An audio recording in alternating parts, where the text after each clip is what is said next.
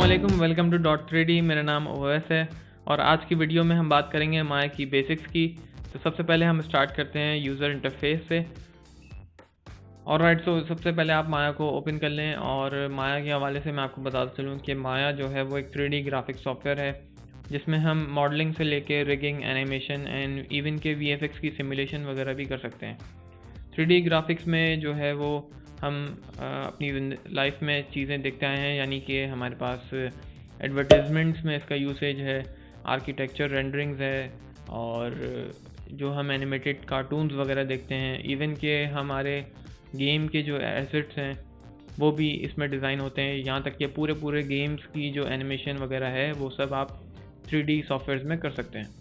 Okay जी, तो सबसे पहले हम बात करते हैं माया के वर्क स्पेस की। और माया का वर्क स्पेस अगर आप देखें तो हमारे पास यहाँ पे राइट टॉप कॉर्नर पे जो है वो एक ड्रॉप डाउन मेन्यू आ रहा है जिसमें हम वर्क स्पेस को स्विच कर सकते हैं। अगर आप कोई स्पेसिफिक काम करना चाह रहे हैं, जैसे कि आप सिर्फ जो है वो एनिमेशन का काम करना चाह रहे हैं, तो आप एनिमेशन का यहाँ से वर्क स्पेस सेलेक्ट कर सकते हैं। इसमें होगा ये कि आपके पास एनिमेशन से रिलेटेड जितने भी ऑप्शंस हैं वो सारे आपकी यूज़र इंटरफेस पे आपके फ्रंट पे आ जाएंगे और आपको जो है वो इजीली जो है चीज़ों को आप एक्सेस कर सकते हैं। फ़िलहाल मैं जो है वो माया क्लासिक पे ही रहता हूँ। और इसके बाद हमारे पास यहाँ पे लेफ़्ट टॉप कॉर्नर पे एक और ड्रॉप डाउन मेन्यू है जिसमें हम अपने जो है वो मेन्यू सेट सेलेक्ट कर सकते हैं। और हमारे पास यहाँ पे 5 किस्म के मेन्यू सेट्स हैं जिसमें मॉडलिंग है, रिगिंग है, एनिमेशन है, FX है और रेंडरिंग है। इन मेन्यू सेट्स के चेंज करने से जो है वो आपके मेन्यू बार पे चेंजेस आते हैं और हमारे पास मेन्यू बार में जो है वो डिफरेंट टूल्स और एक्शंस हैं जिनको हम अपनी वर्क के नेसेसरी जो है वो यूज़ कर सकते हैं। यहाँ पे हमारे पास लेफ़्ट साइड पे जो है वो टूल बार है। टूल बार में हमारे पास सिलेक्शन टूल है, लासो सिलेक्शन टूल है, पेंट ब्रश है, मूव टूल है, रोटेट है और स्केल है। अगर आप इनके ऊपर माउस होवर करते हैं तो आपके पास यहाँ पे शॉर्टकट कीज़ भी मेंशन हो जाएंगी और आप शॉर्टकट कीज़ के थ्रू भी इनको स्विच कर सकते हैं। नीचे हमारे पास टाइम स्लाइडर है जिसमें हम जो है एनिमेशन की कीज़ प्लेस करते हैं। उसके नीचे हमारे पास रेंज स्लाइडर है। रेंज स्लाइडर से हम जो है वो अपने एनिमेशन की टाइमिंग डिसाइड कर सकते हैं कि हमें जो है इतनी एनिमेशन करनी है, या आप मैन्युअली भी अपनी वैल्यूज़ सेट कर सकते हैं। टाइम स्लाइडर के साथ हमारे पास यहाँ पे प्लेबैक ऑप्शंस हैं और यहाँ से हम अपनी एनिमेशन को कंट्रोल कर सकते हैं। उसके नीचे हमारे पास जो है हेल्पलाइन है। हेल्पलाइन में हम जो भी हमारे पास माया के अंदर एरर्स वगैरह आते हैं वो हम यहाँ पे इजीली देख सकते हैं। इसके साथ अगर आप एक विंडो यहाँ पे देखें तो आपके पास ये स्क्रिप्ट एडिटर है और स्क्रिप्ट एडिटर में जो है वो आप 2 तरह की लैंग्वेजेस यूज़ कर सकते हैं। एक मेल है यानी कि माया एम्बेडेड लैंग्वेज और दूसरी पाइथन। बहुत सारे 3D प्लगइन्स ऐसे होते हैं जिनको आप स्क्रिप्ट के थ्रू यहाँ से लोड कर सकते हैं माया के अंदर इजीली कॉपी पेस्ट करके। यहाँ पे अगर आप राइट साइड पे देखें तो हमारे पास चैनल बॉक्स है, लेयर एडिटर है और एट्रीब्यूट एडिटर है। चैनल बॉक्स अभी एम्प्टी आ रहा है क्योंकि मेरे पास व्यू पोर्ट में कोई चीज़ नहीं है। और अगर मैं आपको यहाँ पे क्यूब बना के दिखाऊँ तो मेरे पास यहाँ पे इस क्यूब की जो है वो कुछ प्रॉपर्टीज़ आएंगी जो कि चैनल बॉक्स में मेरे पास आ रही हैं। यहाँ से मैं इनकी जो है ट्रांसलेशन वैल्यूज़ देख सकता हूँ, रोटेशन वैल्यूज़ देख सकता हूँ, इवन कि यहाँ से इसकी विजिबिलिटी ऑन ऑफ कर सकता हूँ। अगर मुझे इसकी मज़ीद प्रॉपर्टीज़ देखनी है, यानी कि मुझे इसके सब डिविजन वगैरह बढ़ाने हैं, तो मुझे कंट्रोल A प्रेस करना पड़ेगा जिससे मैं जो है एट्रीब्यूट एडिटर पे स्विच हो जाऊँगा। आप चाहें तो यहाँ से माउस से भी क्लिक करके इन चीज़ों को स्विच कर सकते हैं।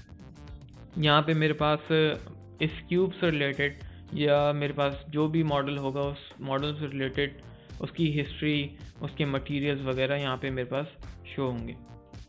ओके, तो इसके बाद हमारे पास लेयर एडिटर है। लेयर एडिटर में हमारे पास 2 तरह की लेयर्स हैं। एक नॉर्मल जिसमें हम चीज़ों को ऑर्गेनाइज़ कर सकते हैं, हम अननेसेसरी चीज़ों को हाइड कर सकते हैं, और इसके अलावा हमारे पास एनिमेशन लेयर्स भी हैं। हम यहाँ पे अपनी नीड के मुताबिक जो है एनिमेशन लेयर्स भी बना सकते हैं जिसमें हम एनिमेशन को पॉज कर सकते हैं, म्यूट कर सकते हैं। ओके, इसके बाद अगर आप यहाँ पे टॉप मिडिल पे देखें तो आपके पास यहाँ पे शेल्स हैं और शेल्स में जो है वो हमारे पास कॉमनली यूज़ होने वाले कुछ ऑप्शंस हैं, कुछ टूल्स हम यहाँ पे रख सकते हैं। इवन कि आपके पास यहाँ पे कस्टम शेल्फ भी है। आप अपनी मर्ज़ी के जो आप एक्शंस या टूल्स आप यूज़ करना चाह रहे हैं, जो आप बहुत ज़्यादा यूज़ करते हैं, वो आप यहाँ पे रख सकते हैं। आपके जो थर्ड पार्टी प्लगइन्स के जो शेल्फ्स होते हैं वो भी आपके यहीं पर शो होंगे। ओके जी, इसके बाद हमारे पास नेविगेशन के कुछ ऑप्शंस हैं, यानी कि हम जो है वो अपना पर्सपेक्टिव चेंज कर सकते हैं। ये अभी मेरा मेन पर्सपेक्टिव है और इस पर्सपेक्टिव में मैं जो है वो नेविगेशन के लिए ऑल्ट और लेफ़्ट माउस बटन अगर प्रेस करता हूँ तो मैं यहाँ पे ऑर्बिट कर सकता हूँ। ऑल्ट और राइट क्लिक करता हूँ तो मैं यहाँ पे पैन इन पैन आउट कर सकता हूँ। ऑल्ट और मिडिल माउस बटन दबाता हूँ तो मैं यहाँ पे अपना व्यू पोर्ट मूव कर सकता हूँ। इसी के साथ अगर मैं स्क्रॉल करता हूँ तो मैं जूम इन जूम आउट कर सकता हूँ। इसके अलावा अगर हम बात करें व्यू पोर्ट की, तो मेरे पास ये मेरा मेन व्यू पोर्ट है जो कि पर्सपेक्टिव मोड पर है। और इसी तरह के मेरे पास 3 व्यू पोर्ट्स और हैं, जिसमें मेरे पास टॉप है, फ्रंट है और साइड है। ये जो है मैं स्पेस बार प्रेस करके स्विच कर सकता हूँ। अगर मुझे फ्रंट व्यू पोर्ट पे जाना है तो मैं अपना माउस ऊपर इस व्यू पोर्ट के ऊपर ले आके और स्पेस बार सिंपली प्रेस करूँगा तो मैं इस व्यू पोर्ट के अंदर एंटर हो जाऊँगा। अगर मुझे पर्सपेक्टिव मोड में दोबारा जाना है तो मैं एक दफ़ा स्पेस बार प्रेस करके और अपने पर्सपेक्टिव व्यू पे दोबारा आ सकता हूँ। ऑलराइट, तो ये थी माया की बेसिक्स से रिलेटेड फर्स्ट वीडियो, जिसमें आज हमने यूज़र इंटरफेस को कवर किया। तो उम्मीद करता हूँ कि आपको चीज़ें समझ में आई होंगी। और इसी तरह 2-3 वीडियोस और हैं बेसिक्स से रिलेटेड, जिसमें हम माया को जो है वो और डिटेल में देखेंगे। बेसिक्स का मतलब सिर्फ यही है कि आपकी जो है इस पर कमांड अच्छी बने और माया को जो है वो आप कंट्रोल करें, ना कि माया आपको कंट्रोल करे। तो आई होप कि आपको वीडियो कंटेंट समझ में आया होगा। अगर समझ में आया तो वीडियो को लाइक करें। मिलते हैं आपसे नेक्स्ट वीडियो में, जब तक के लिए अल्लाह हाफिज़ एंड थैंक यू।